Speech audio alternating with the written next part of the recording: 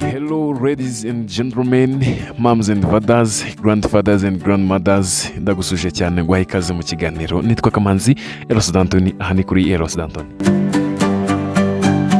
Nguha ikaze muri 2050. Ubuse wibaza ati se aka kanya ndahageze? Umura ntabwo wageze. Ahubwo ndashaka kwereka ishusho y'akanya gatoya. Ndashaka kwimura ho gatoya mugeze muri 2050 nkwereke ho gatoya cyane. Reka dusubize ibitekerezo inyuma maze dufate umusuvoka cyangwa se umunsi umaze kugira ubwenge nyuma yo kuvutse uvuye mu nda ya mama wawe. Ese ujye utekereza ukareka ukuntu isi yari imeze cya gihe? Ese ujye ubona ukuntu isi yari igoranye? Itekereza neza ukuntu byahindutse. Urebe haba mu bice bitandukanye, urebe muri tekinoloji, urebe ikirere, urebe iterambere ritandukanye, urebe ndetse n'ubundi buryo bwinshi ukuntu byagiye bihindagurika, maze uraza kwibaza ati se byagenze bite? Noneho rero ndashaka kwitegereza ngo urebe iyo mihindagurikire y'ibintu bitandukanye, urebe iyo tekinoloji ku buryo yahindutse, urebe ikoranabuhanga ritandukanye, urebe sisitemu ukuntu zagiye zihindagurika, urebe uburyo abantu batwaramo ibintu ubu ngubu ugereranyije na kera. Muri make bigaragara ko hari impinduka zitandukanye zagiye zibaho. Icyo nshaka cyo ni uko ufata isi ya none ukegeranya n'isi ya kera. Ese bitandukaniye hehe? Urabona harimo itandukaniro rinini cyane. Nibaze imyaka 25 turutse nona harimo impinduka zigaragara pe. Mbega tekinoloji, tekereza none iyo tekinoloji, utekereza iyo miturire, utekereza iyo mibanire y'abantu. Niyo mpamvu nshaka kwerekaho gatoya duprojecta amaso tugende gato tugiye muri 2050 maze twirebere uko isi yacu ishobora kuza imeze muri 2050.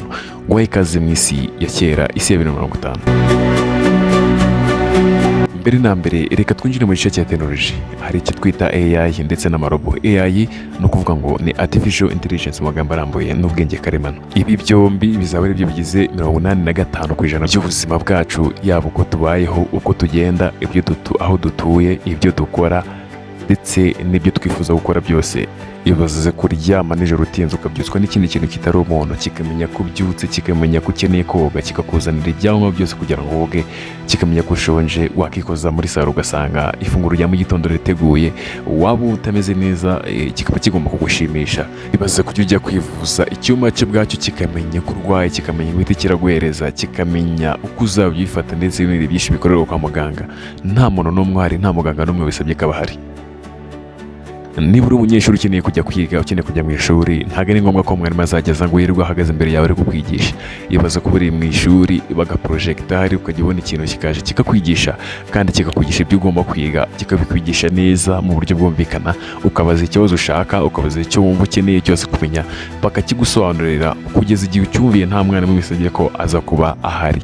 Ikaguha ibibazo, ikagukosora, exam ukazitsinda cyangwa se ukazitsindwa, yarangiza ikakugira inama, inyunganizi cyangwa se ubundi bufasha bwawe bwose waba ukeneye, bidasabye ko ari umuntu. Uwo ntabwo ari umuntu uzaba uri kubikora, ahubwo ni ibintu bizaba biri kwikora byabo, ariko ibyo bintu bizaba byarakozwe n'abantu. Gusa ibi ngibi byo byaranatangiye. Ibaze kutazongera gukererwa bitewe n'ibi byambutiyaje tubona mu muhanda. Imodoka uzaba urimo yo ubwayo izajya imenya ko igeze muri ambutiyaje, nirangiza yizamure mu kirere nko guhumbya, yirenge maze ikomeze kugenda bisanzwe. Ibaze kuba wicaye aho ngaho uri, uryamye aho ngaho uri, iyo telefone ufite cyangwa se computer ufite, nta na kimwe ufite.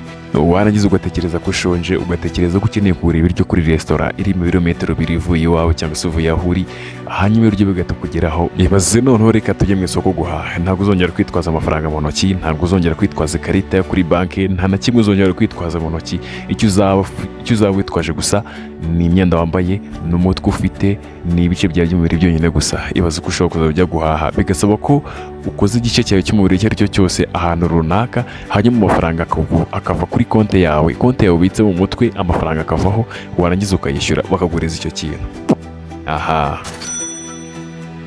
Muri environment, imihindagurikire y'ikirere, ibi nabyo bizaba byarafashe indi ntera, byarahindutse ku buryo tutatekereza. Aho imbaraga zisubira zizaba zaramaze guhinduka ndetse zimaze gukabakaba hafi 50% y'isi. Imidugudu yacu aho dutuye hazaba hakikijwe n'utwuma duto dutanga imbaraga biciye mu muyaga. Uzajya uraranganya amaso uri mu kirere, ubona ibintu bitambukamo byinshi utamenya uko bikoze, utamenya uko bimeze.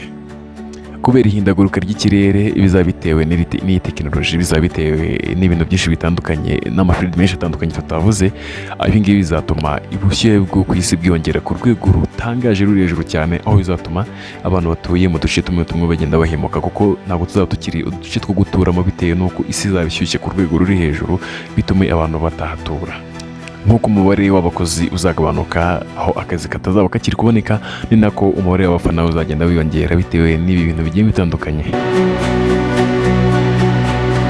Twigire mu gice cy'ubuzima, mbega ikoranabuhanga uzi ko uzajya ujya kwivuza hanyuma ibyuma bikakubwira ko urwaye nta muntu uhari. Ushobora kuzaba ubura icyumweru cyangwa ubura ukwezi ngo urware, hanyuma ibyuma byo ubwabyo bikakubwira ko ugiye kurwara, ukirinda hakiri kare, bikakwibutsa ko ugomba gufata imiti, bikakubwira ibyo uri bufate mbere y'uko urwara, mbere y'uko indwara ikwataka. Nakubwiye ngo ibi byose bizajya byikorwa byo ubwabyo nta muntu n'umwe uhari, bisaba ngo bikontorore byose, byikore kugeza kuva kimwe gitangiye kurinda ikindi kirangije, bidasibye ko haza kubaho anticipation y'umuntu cyangwa se haza kubaho ko umuntu azaba ahari. Ushobora kwibaza ese ibi byose ko bizajya bikora ninde uzajya ubihari ngo bikontorore? Ese umuntu ubikontorora azaba ameze ute? Niki kizaba gisabwa se kugira ngo ube wabikontorora? Ese akazi kazaba gakorwa, abazaba badafite akazi bazaba batunzwe n'iki? Warangiza ugatekereza ati se niko ibi ngibi bizaba ari byiza cyane kuri buri wese? Ese muri sosiyete yacu ho, sosiyete muri rusange ibyo bizaba byifashe bite? Ese ku bijyanye n'akazi ibyo bizaba bimeze bite? Ahangaha muri 2050 hafi 75% by'akazi gakorwa ubu ngubu n'abantu azaba ari ibintu byikoresha byo ubwabyo, bidasabye ko hari abantu uzaba bihari. Bizaba ari ibintu byikoreshwa automatique, byose bikontororwa n'icyo twita AI cyangwa se artificial intelligence.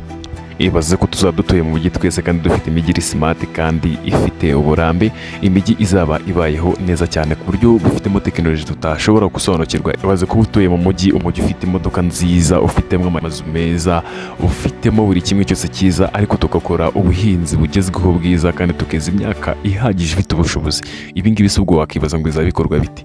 Bizaba bikorwa gute? Ni gute twaba dutuye mu mujyi ushashagirana, wuzuye imodoka, wuzuye amazu meza, hanyuma tukakoramo ubuhinzi butanga ubuhinzi n'ubworozi, ndetse bikaduhereza umusaruro mwinshi, bikaduhereza ubwoko bw'ibiryo butandukanye kandi bufite kandi buhagije. Ahangaha intiti zizaba zaravumbuye uburyo tuzajya duhinga, uburyo tuzajya dusarura ibihingwa bigahingwa mu kirere, ibisarurwa bigasarurwa mu kirere, amatungo akororerwa mu butaka, akororerwa ndetse no hejuru y'ikirere, ku buryo nta mbogamizi zizajya bitera, ndetse ku buryo uzajya ubireba ukabona ari ibintu byiza kandi bitangaje. Umwanzuro wacu ni amahitamo dufata uyu munsi. Ibi ngibi tuvuze is prediction cyangwa se iki cyitegererezo cyangwa se irigereranya ry'isi ya none ndetse n'isi ya kera yacu. Turamutse dutegereje tukicara tugategereza uko rishobora kuzaba rimeze, nta rimwe ntago byazigira bihura nuko twe ubu ngubu tumaze kubireba cyangwa se tumaze kubisobanukirwa. Ejo hazaza ntago ari ahantu wicara ngo utegereze, ahubwo ni ahantu wicara ugafata umwanzuro, ukahakorera, ugakora umutima ufite icyo ushaka, ndetse ukagira ubwenge, ugatekereza kuri mu isi yihuta kandi idategeze no guhagarara na gatoya. Bityo bikazatuma ushobora kubaho neza, bikazatuma ibi byose dutegereza, ibi byose tureba tukabona ari ibintu bishobora kutazashoboka bishoboka, ndetse n'ibindi tutavuze ubu ngubu mu iyi video bikazashoboka. Gukorera hamwe nicyo cya mbere, nta kidashobokera abakoreye hamwe bahuje umutima kandi bahuje icyerekezo. Uhereye none ushobora gutangira kwiga ibijyanye na tekinoloji, ukiga ibijyanye n'ikoranabuhanga, ukabyinjiramo gake gake umunsi ku wundi, ugenda wungura ubumenyi bitandukanye, ukajya kuri internet ugasoma ibintu bijyanye n'ikoranabuhanga, bityo bishobora kuzatuma ubaho neza, bishobora kuzatuma nawe udasigara mu bandi, kuko isi ndabona irimo kwihuta cyane. Nuramuka udakangutse ushobora kwisanga wasigaye, ukabura igice na kimwe ushobora kubarizwamo. Ntabwo bikiri ibintu bitangaje cyangwa se impamvu kwibazwaho. Abana bakiri bato bafite byinshi bari kuvumbura, bafite mu mutwe hagutse hari gutuma isi yacu ihinduka umunsi ku wundi. Niba ufite umwana ushobora kumujyana mu bigo byigisha ikoranabuhanga, hanyuma nawe agakura afite ikintu gikomeye, umusanzu munini yatanga kugira ngo abashe kugira byinshi ahindura cyane. Dore nibyo turimo, nibyo turi kwerekezamo.